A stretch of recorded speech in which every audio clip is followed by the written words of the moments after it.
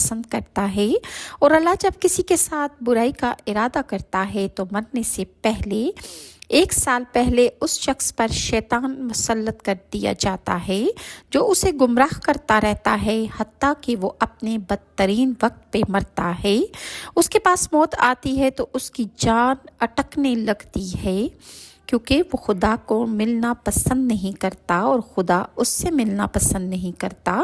برے خاتمے کے 4 اسباب ہیں جسے علماء کرام نے بیان کیا ہے۔ نمبر 1 نماز میں سستی، نمبر 2 شراب خوری، نمبر 3 مسلمانوں کو تکلیف دینا، نمبر 4 والدین کی نافرمانی کرنا۔ حاکم نے حضرت ابو سعید سے روایت کیا ہے کہ نبی کریم صلی اللہ علیہ وآلہ وسلم نے ارشاد فرمایا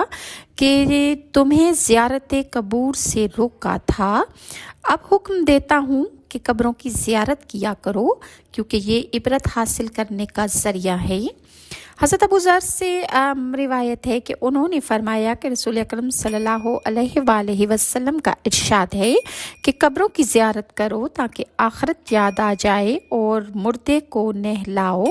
کہ فانی جسم کو چھونا بہت بڑی نصیحت ہے، اور جنازے کی نماز پڑھو تاکہ تم کو غمگین کرے، کیونکہ غمگین اللہ کے سائے میں ہوتا ہے اور نیکی کا کام کرتا ہے۔ اسی طرح جب کسی کی موت آ رہی ہو یا کوئی مرد کے قریب ہو تو اس کو کیا پڑھنا چاہیے، اس کے بارے میں احمد ابن ابی دنیا اور ویلمی نے حضرت ابو دردہ سے روایت کیا ہے کہ اللہ کے رسول نے ارشاد فرمایا کہ جس مرنے والے کے سرہانے سورہ یاسین پڑھی جائے اس شخص پر موت آسان ہو جاتی ہے۔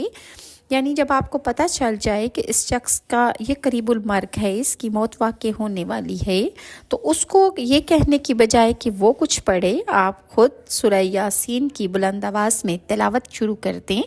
ابو نعیم نے حضرت قتادہ سے روایت کیا ہے کہ وَمَن يَتَّقِ اللَّهَ يَجْعَل لَّهُ مَخْرَجًا، پارہ نمبر 28 سورہ طلاق کی آیت نمبر 2 کی تفسیر میں ہے